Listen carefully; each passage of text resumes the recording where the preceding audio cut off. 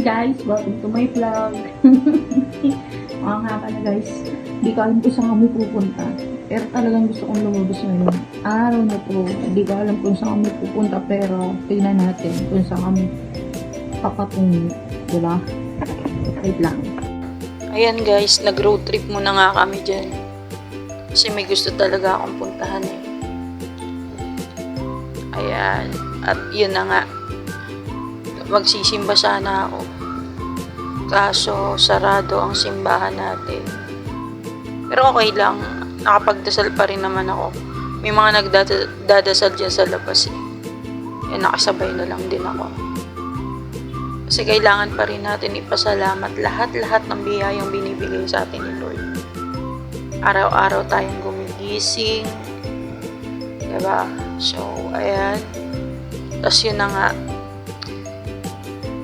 Dapat lagi tayong may time para sa Kanya. Diba? Tapos nga, nag-crave nga ako dyan. Kaya, ayan, napabili kami sa Big Bro, Pulilan. Ayan guys. Kaya pa-shoutout ko sila kaso mahihiyain sila guys eh. Ayan guys, sila kuya, nahihiya sila. Nakikipagkulitan pa nga kami dyan. Ayan. So guys, masyado silang mahihiyain. Sabi ko magbibideo lang naman ako. So ganun talaga. Ayan, nakikipagkulitan sila sa akin yan. O, diba? Bait yung mga crew. Pero mahihiyain sila. Na-excite kasi sila eh pag nalaman nilang vlogger. Kasi na nga guys. Siyempre, mura dyan sa Big Bro guys. Tsaka baka naman Big Bro. Baka bigyan mo ako. Diba? Baka bigyan mo ako, sponsoran mo man lang ako kahit isang milk tea man lang, guys.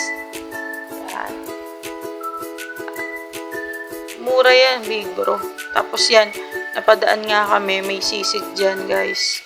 Kasi nagugutom na rin kami. So, street food ang kinananamit namin ngayong araw, guys. Ayan. Sarap pa, sa halagang 60 pesos lang yan guys. Sulit na sulit. Diba? Pang masa. 60 pesos guys. Tapos ganyan daming itlog. Tapos puro karne pa. Diba? 60 pesos. Hanggang dito na lang. Hanggang sa muli. Paalam!